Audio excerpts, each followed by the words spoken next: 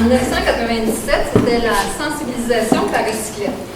Donc, en 1996, j'avais été suivre un cours sur la permaculture sur la rive sud de Montréal et j'ai pu constater à quel point le recyclage et le compostage faisaient partie intégrante du quotidien de ces citoyens. Quand je suis revenue à Sainte-Julienne, j'ai communiqué avec M. Jeté, qui était conseiller municipal à ce moment-là, pour lui demander si on avait un programme de gestion des matières résiduelles à Sainte-Julienne et la réponse a été négative.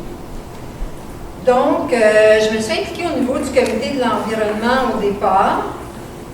Et finalement, le conseil municipal a donné le mandat au comité de l'environnement d'effectuer une étude d'implantation d'un programme de gestion des matières résiduelles. Donc, c'est à partir de ce moment-là que l'éducation et la sensibilisation ont commencé.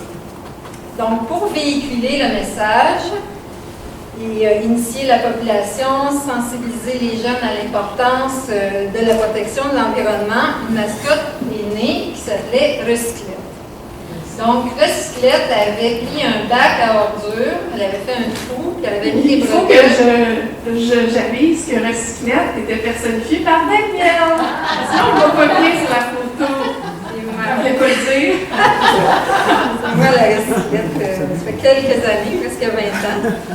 Je croyais tellement au projet, je voulais tellement que ça fonctionne que j'avais créé ce personnage-là et j'allais dans les écoles primaires pour sensibiliser les jeunes. Donc, dans mon bac à recyclage, j'avais des matières qui se recyclent que j'avais attachées avec des cordes.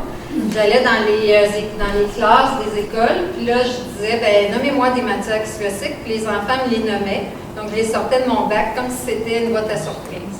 Donc, des boîtes d'œufs, puis en même temps, des boîtes de conserve, des boîtes d'œufs, différentes, des bacs de plastique. Donc, en même temps, je leur expliquais que s'ils envoyaient ça au site d'enfouissement, quel était l'impact par rapport à ces matières-là.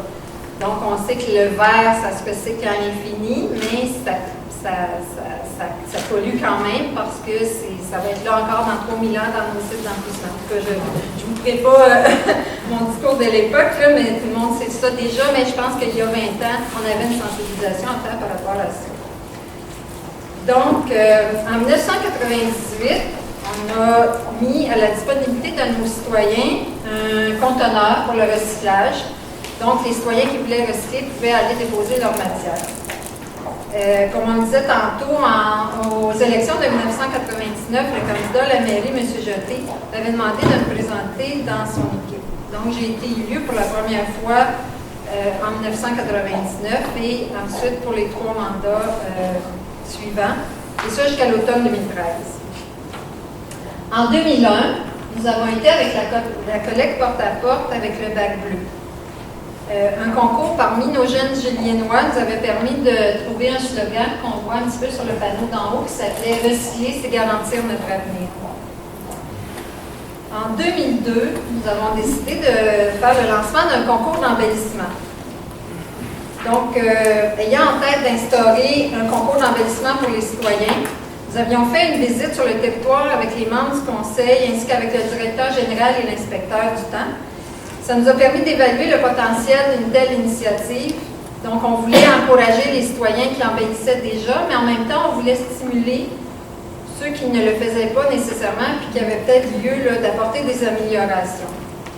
Donc, le concours à ce moment-là s'appelait « Je fais une beauté à mon milieu de vie. Aujourd'hui, je l'embellis ».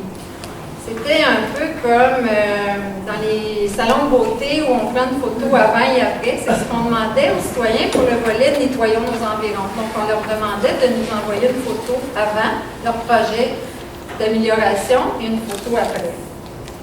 Il y avait aussi, à ce moment-là, le volet « Fleurissons nos espaces » pour le côté horticole. Et on voulait aussi impliquer les commerçants, donc on avait le volet « Valorisons nos commerces ». C'était la première année du concours, on avait 3 volets. Donc, les prix pour ces volets-là, évidemment, on avait la Julienne d'or, la Julienne d'argent et la Julienne de bronze. L'objectif premier étant que les citoyens soient fiers d'habiter leur milieu de vie, parce que je pense que quand un citoyen améliore son milieu de vie, il l'embellit, bien, quand il arrive chez lui de son travail, il est content de voir le résultat. Donc, c'était un peu l'objectif. J'ai remarqué aussi que le slogan des Fleurons du Québec, c'est la fierté de votre municipalité. Je ne sais pas si vous le voyez ici, mais nous, notre slogan, c'est notre municipalité, notre fierté, donc on se rejoint là-dedans.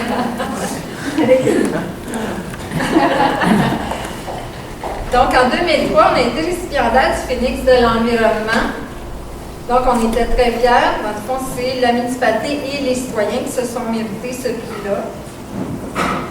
Donc, entre autres, à cause de notre concours d'embellissement. Donc, à ce moment-là, on avait atteint notre premier objectif, qui était justement d'avoir un Phénix de l'environnement. En 2007, on a été avec la collecte porte-à-porte avec le bac brun pour permettre aux citoyens d'avoir une collecte à 3 voies, donc le recyclage, le compostage et les ordures, évidemment. En 2008, nous avons obtenu le 2 Fleurons du Québec. Et c'est grâce au travail de notre horticulteur et de son équipe, ainsi que l'implication des citoyens, des commerçants, des organismes, on a pu aller jusqu'à 3 fleurons en 2011. Et là, maintenant, notre 3 fleurons est maintenu jusqu'en 2016 et nous en sommes très fiers. En 2013, nous avons fait la construction d'un éco-centre. En 2013 et 2014, la mise en place d'une patrouille verte.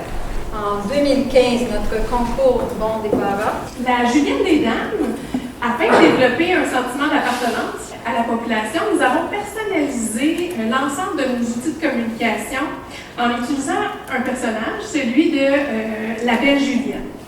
Celle-ci a été créée afin qu'elle devienne notre image de marque. Nous la retrouvons entre autres sur nos 6 cahiers du citoyen, puis elle se retrouve sur d'autres outils de communication tels notre calendrier municipal. Alors, le personnage, c'est une dame intemporelle. Elle aborde fièrement sous son chapeau la fleur qui porte son nom, la Julienne des Dames. C'est une plante vivace aux propriétés médicinales, se caractérisant par un délicat et léger parfum que dégagent ses fleurs à la tombée du jour. Sa floraison a lieu de mai à juillet. Ses fleurs sont parfois roses, blanches ou mauves pâles. Elle attire les abeilles, les thons et les papillons. Notre concours d'embellissement. Donc, depuis le début du concours, nous avons fait plus de 100 gagnants dans les divers volets. 100 citoyens ou commerçants qui ont contribué à embellir notre municipalité et qui méritaient grandement cette reconnaissance. Maintenant, notre concours d'embellissement est bonifié à 7 volets. Donc, fleurissons nos espaces, améliorons nos maisons et nos environs, valorisons nos commerces, revitalisons nos rives, cultivons nos potagers, embellissons nos balcons et un nouveau qui s'appelle le volet junior. Donc, le volet fleurissons nos espaces. Vous allez voir que pour chacun des volets, il y a différents critères. C'est sûr qu'il y a toujours la créativité, l'harmonie, le souci environnemental reviennent assez souvent pour chacun de ces volets-là. Les participants de ce volet font preuve de créativité dans la planification de leur aménagement paysager tout en ayant un souci environnemental. Le prochain volet qui est améliorons nos maisons et nos environs. Donc pour ce volet, nous demandons à nos citoyens de nous faire parvenir une photo avant et après afin d'évaluer les améliorations apportées.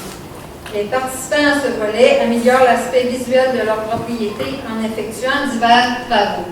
Soit ils sortent leur râteau, les marteaux, le pinceau, ils apportent quelques améliorations à leur milieu de vie.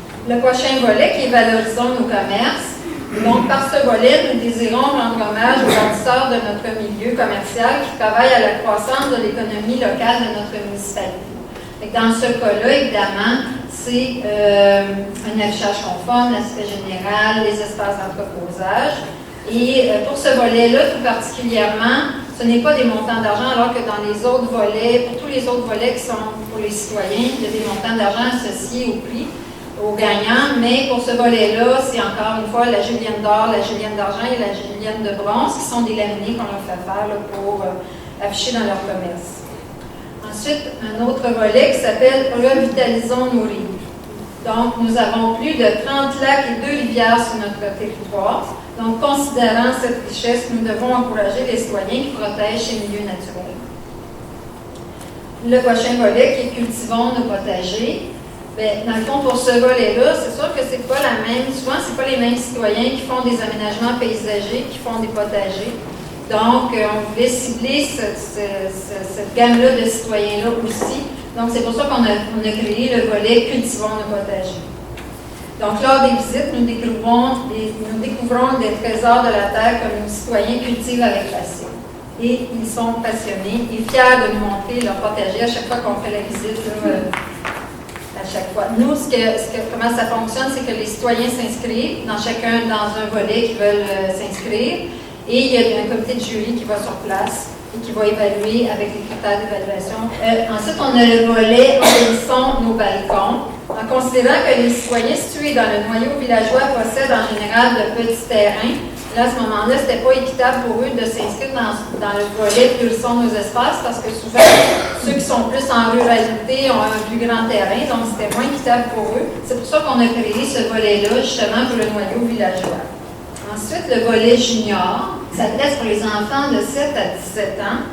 Donc, c'est suite à la mise à jour de notre politique familiale en 2013, désirant impliquer nos jeunes Juliennois à l'embellissement de notre municipalité, et ainsi développer un sentiment d'appartenance. Ce volet a vu le jour l'an dernier. En terminant, je peux vous confirmer que lors de ces visites, ce sont de réels trésors cachés que nous découvrons sur notre territoire juliennois. Souvent, les citoyens font leur aménagement horticole ou leur potager en arrière-cour, donc on ne les voit même pas quand on passe dans la rue, mais ils nous font découvrir ça, puis je vous dis que les membres du jury ont un travail assez difficile à faire parce que souvent on découvre vraiment des beaux trésors. Ensuite, en terminant, on a le coup de cœur environnemental. C'est une reconnaissance qui est remise à un individu, un commerce ou un organisme qui s'est démarqué par sa contribution par des gestes concrets à la protection de l'environnement. Elle est offerte en collaboration avec la Réserve naturelle boréale qui s'est méritée le Phénix de l'environnement en 2010. La Réserve naturelle boréale est un espace naturel de conservation et de protection de la faune et de la flore, représentant plus de 600 arbres. Le coup de cœur environnemental 2014 avait été remis à la Société d'horticulture et d'environnement de Sainte-Julienne qui fêtait l'année dernière son 10e anniversaire. Horteco compte maintenant 89 membres et offre à la population près d'une dizaine de conférences annuellement. Ils font plusieurs visites de jardin sur le territoire juliennois, entre autres les gagnants du concours d'embellissement du volet Fleurissons nos espaces.